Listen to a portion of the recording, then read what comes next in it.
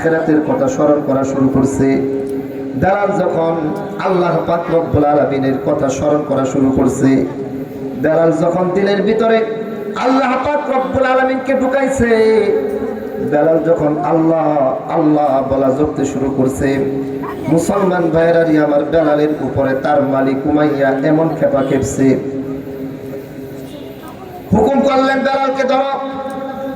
মুসলমান বেলালকে ধরা হয়েছে।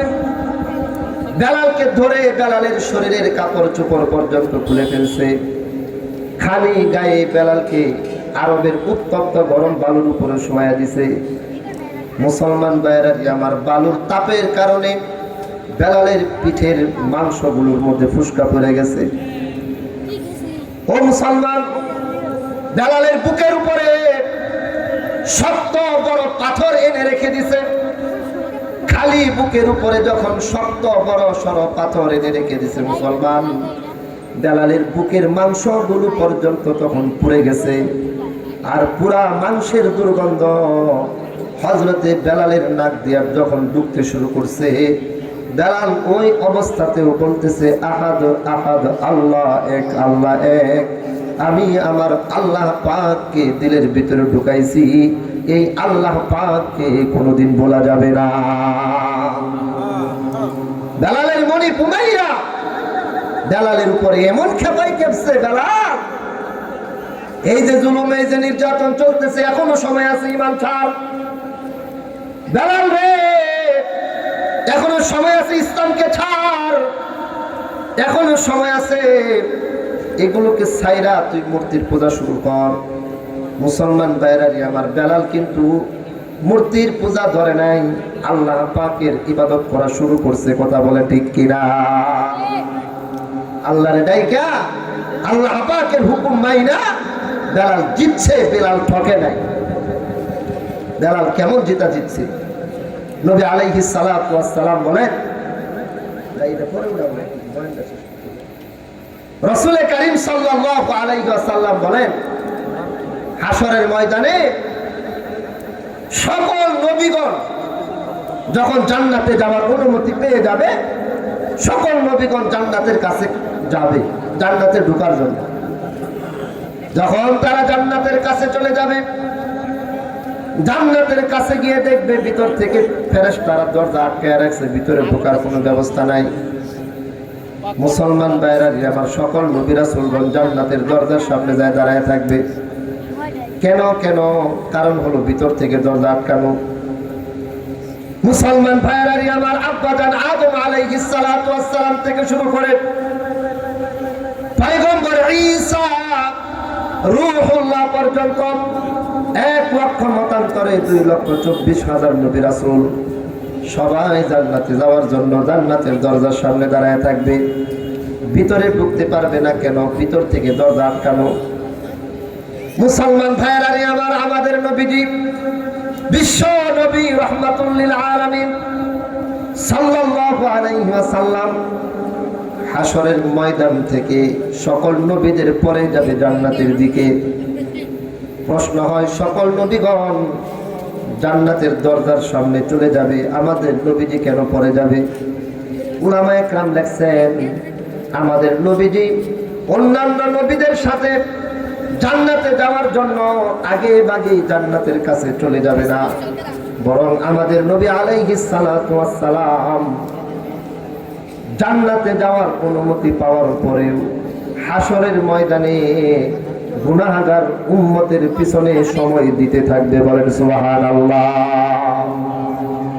এই বাচ্চারা তুমি বসো, বয়ানের মাঝখানে দৌড়াদৌড়ি হাঁটাহাঁটি। মুসলমান ভাইয়েরারি আমার দিলের কান দিয়ে কথাগুলো শুনবেন। সকল নবীগণ জান্নাতে যাওয়ার অনুমতি পাবে, আমাদের নবী আলাইহিস সালাতু ওয়াস সালাম পর্যন্ত অনুমতি পাবে। সকল নবীগণ জান্নাতে যাওয়ার অনুমতি পাওয়ার পরে জান্নাতের কাছে চলে যাবে, কিন্তু গিয়ে দেখবে ভিতর থেকে দরজা আটকানো। সর্বশেষ যিনি যাবে তিনি হলেন আমাদের নবীজি। মুসলমান ভাইয়েরারি আমার প্রশ্ন হয়, তিনি কেন সর্বশেষ যাবে?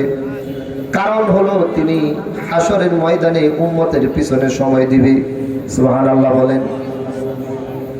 হাশরের ময়দানে যেখানে মা তার সন্তানকে ভুলে যাবে, বাবা তার সন্তানকে ভুলে যাবে, হাশরের ময়দানে যেখানে ভাই তার ভাইকে ভুলে যাবে, বোন তার ভাইকে ভুলে যাবে, স্ত্রী তার স্বামীকে ভুলে যাবে, ও মুসলমান দলের নেতা তার কর্মীদেরকে ভুলে যাবে, কর্মী তার লিডার নেতাকে ভুলে যাবে, ও মুসলমান এক আত্মীয়র কথা ভুলে যাবে। ওই হাশরের ময়দানে একজন যিনি আমাদের কাউকে ভুলবে না, আমাদেরকে মনে রাখবে, তিনি কে?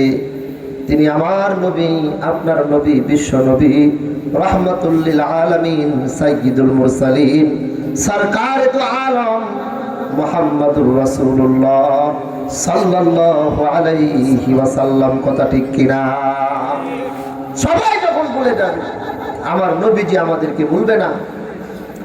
মা ভুলে যাবে, বাবা ভুলে যাবে, সন্তান ভুলে যাবে, ভাই বোন, আত্মীয় স্বজন, স্ত্রী, পাড়া প্রতিবেশী, বন্ধু বান্ধব, নেতা কর্মী, আল্লাহর কসম সবাই যখন ভুলে যাবে, আমার নবীজি আমাদেরকে ভুলবে না। হাশরের ময়দানে নবীজি উম্মতের পিছনে সময় দিতে থাকবে। বিশ্ব নবীজির খাদেম হযরত আনাস ইবনে মালিক রাদিয়াল্লাহু তাআলা আনহু বলেন, আমি বিশ্ব নবীজিকে বললাম, নবী গো, দুনিয়ার বুকে 10টি বছর পর্যন্ত আপনার খেদমত করলাম, সব সময় আপনার পিছনে সময় দিলাম গো নবীজি, আপনার কাছ থেকে আমার জানতে ইচ্ছা করে হাশরের ময়দানে আপনাকে আমি কোথায় গেলে পাবো, কোথায় আপনার সাক্ষাৎ পাবো।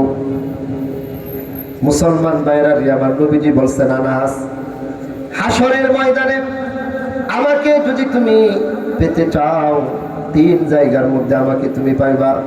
বলেন কয় জায়গায়? সবাই বলেন না, কয় জায়গা? 3 জায়গা।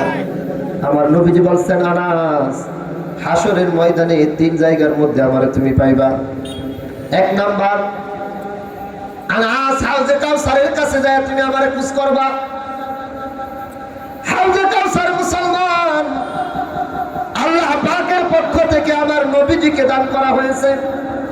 আল্লাহ পাক রব্বুল আলামিন নিজেই পবিত্র কুরআনুল কারীমের মধ্যে বর্ণনা করছেন, ইন্না আতাইনাকাল কাউসার।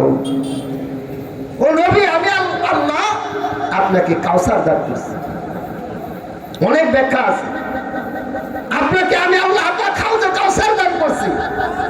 এই হাউজে কাউসার হাশরের ময়দানে আল্লাহ পাক আমার নবীজিকে দিবে। আমার নবীজি হাউজে কাউসারের পেয়ালা হাতের মধ্যে নিয়ে উম্মতদেরকে হাউজে কাউসার থেকে পানি বিতরণ করবে। সুবহানাল্লাহ বলেন।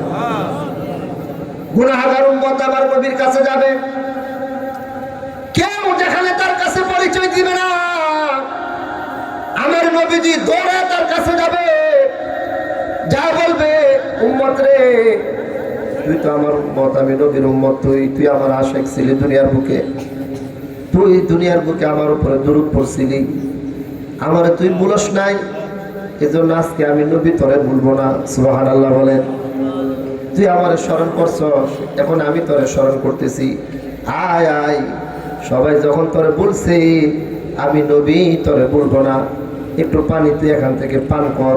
সুবহানাল্লাহ বলেন। হাউজে কাউসারের পানি একবার যে ব্যক্তি পান করবে, আমার নবীজি বলেন, জান্নাতে যাওয়ার আগ পর্যন্ত কোনো সময় তার পিপাসা লাগবে না। সুবহানাল্লাহ বলেন। তো নবীজি বলেন, আনাস, হাউজে কাউসারে আমারে তুমি যায় পাইবা, চাই দেখবা আমি সেখানে পানি বিতরণ করতেছি আমার উম্মতদেরকে। মুসলমান ভাইরা, নবীজি বলেন, আনাস, হাউজে কাউসারে যাওয়ার পরে যদি দেখো আমি নাই, হাউজে কাউসারে খোঁজ করলাম, কিন্তু আমি নবীর সন্ধান তুমি সেখানে পাইলা না, আনাস, তাহলে তুমি সেখান থেকে দৌড়ে যাইবা মিজানের কাছে। মিজান, মিজানের কাছে পাইবা আমার মিজান। মুসলমান, আল্লাহ পাকের পক্ষ থেকে কায়েম করা দাঁড়িপাল্লা, নেকি আর গুনাহ সেখানে ওজন দেওয়া হবে। আর মিজানেও যদি না পাও, পুলসিরাতে আমারে পাইবে। নবীজি এই ভয়ানক জায়গাগুলোতে দৌড়াইতে থাকবে কেন? এই উম্মতদেরকে সুপারিশ করার জন্য। জোরে বলেন সুবহানাল্লাহ। নারায়ে তাকবীর। জোরে তাকবীর দেন না, নারায়ে তাকবীর। মাহফিলের যিনি প্রধান আকর্ষণ, সারা বাংলায় আলোড়ন সৃষ্টিকারী মুফাসসিরে কুরআন, অত্যন্ত সুললিত কণ্ঠের অধিকারী, গোটা বাংলাদেশ ব্যাপী যার সুনাম সুখ্যাতি ছড়িয়ে আছে, এমন একজন মহান ব্যক্তিত্ব হযরত মাওলানা মুফতি ওলিউল্লাহ সাহেব দামাত বারকাতুহুল আলিয়া স্টেজে চলে আসছেন। হযরতের বয়ানের মধ্যে নূর আছে, হযরতের বয়ানের মধ্যে হেদায়েত আছে, হযরতের বয়ানের মধ্যে আমার এবং আপনার জন্য কল্যাণ নিহিত আছে। হযরতই আমাদের সম্মুখে অত্যন্ত গুরুত্বপূর্ণ, আমার এবং আপনার সকলের জন্য উপকারী আলোচনা পেশ করবেন। আমি হযরতকে বসিয়ে বয়ান করব না, তবে এটাই শেষ কথা, ওই হাসরের ময়দানে সবাই যখন ভুলে যাবে আমাদের নবীজি আমাদেরকে ভুলবে না। তা আমাদের নবীজি সর্বশেষ উম্মতের জন্য সুপারিশ করে সবার পরে নবীজি যখন জান্নাতের কাছে যাবে, যায় দেখবে সকল নবীগণ সেখানে দাঁড়ায় রয়েছে। তো আমার নবী সকল নবীদেরকে জিজ্ঞাসা করবে, আপনারা কেন দাঁড়ানো? ভিতর থেকে দরজা লাগানো, এই জন্য দাঁড়ানো। তো আমার নবী বলেন, তখন আমি সবার আগে জান্নাতের দরজার মধ্যে টুকা দিব, তখন ভিতর থেকে দরজা খোলা হবে। সুবহানাল্লাহ। তো আমার নবীজি যখন জান্নাতে যাবে, একটা উটনির উপরে চড়ে, আর এই উটনির লাগাম থাকবে হযরতে বেলালের হাতে। তো বেলালের হাতে লাগাম থাকার কারণে গোটা উম্মতের ভিতরে সর্বপ্রথম বেলাল জান্নাতের ভিতরে প্রবেশ করবে। আল্লাহর কসম, বেলাল ঠকে নাই, আল্লাহর হুকুম মাইনা নবীর তরিকায় চইলা বেলাল সর্বপ্রথম জান্নাতে যাওয়ার অনুমতি পাবে। এই জন্য আমার এবং আপনার সকলের দায়িত্ব এই হায়াতের জিন্দেগিতে আল্লাহ পাকের হুকুম মেনে চলা, নবীর তরিকায় চলা। চলবো তো ইনশাআল্লাহ? একটু হাতটা উঠে আল্লাহর একটু দেখান, জোরে সোরে একটা তাকবীর দেন। নারায়ে তাকবীর, নারায়ে তাকবীর। যে যেখানে বসে আছেন একটু আগে বসেন, হুজুরের বয়ান করা সহজ হবে। যে যেখানে আছেন সামনে ফাঁকা, একটু বাইরে একটু আসেন পিছন থেকে, পরিবেশটা কেমন এলোমেলো। আল্লাহ কবুল করুক, আমিন। ওয়া আখিরু দাওয়ানা আনিল হামদুলিল্লাহি রাব্বিল আলামিন। আসসালামু আলাইকুম ওয়া রাহমাতুল্লাহি ওয়া বারাকাতুহু। আলহামদুলিল্লাহ, সুম্মা আলহামদুলিল্লাহ। অত্যন্ত মূল্যবান কথা পেশ করছিলেন হযরত মাওলানা মুফতি মনিরুল ইসলাম সাহেব। মাহফিলের পক্ষ থেকে ওনাকে আন্তরিকভাবে মোবারকবাদ জানাচ্ছি। সম্মানিত উপস্থিতি, আমরা যারা এখনো প্যান্ডেলের বাহিরে আছি, আমাদের আমন্ত্রিত মেহমান, আজকে মাহফিলের যিনি প্রধান আকর্ষণ, প্রধান আকর্ষণ বিশিষ্ট ইসলামী চিন্তাবিদ মুফাসসিরে কুরআন হযরত মাওলানা মুফতি ওয়ালিউল্লাহ সাহেব আমাদের মাঝে উপস্থিত হয়েছেন, মঞ্চে চলে এসেছেন। এখনই আপনারা ওনার বক্তব্য শুনতে পারবেন।